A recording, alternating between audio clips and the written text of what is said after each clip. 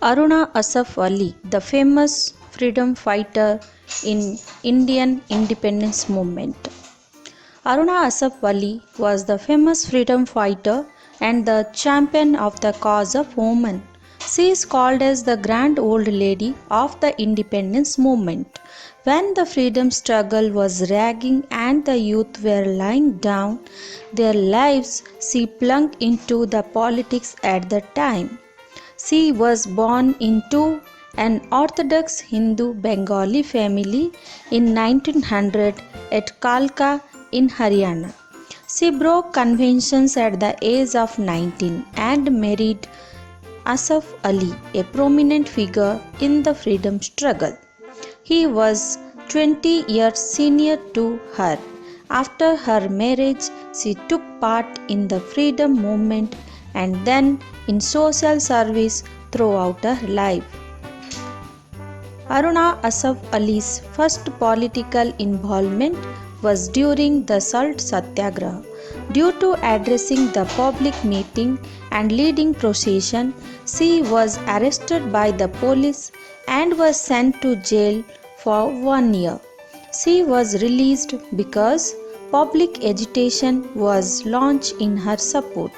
She was arrested again and put in jail. There she went on hunger strike to protest against the torture given to the political prisoner. Her demands were considered, but she was kept in another jail for 10 years. In 1942, the Bombay Congress session held. In the session, a resolution was passed. The committee had planned to host the tricolor at Gwalior Tank Maidan. The British somehow came to know the plan and arrested prominent leaders including Gandhiji. Maulana Azad, the Congress president, was to unfold tricolor at the public gathering at Gwalior Tank Maidan. Aruna Asaf Ali decided to go there.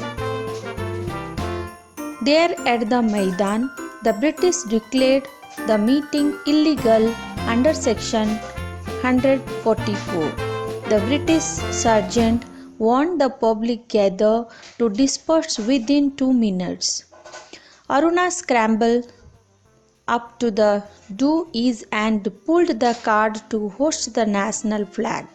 No sooner did she hoist the flag than the police lobbed the tear gas shells into the crowd.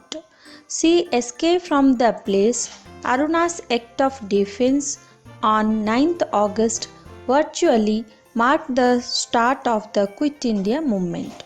The government announced a reward of rupees for her capture.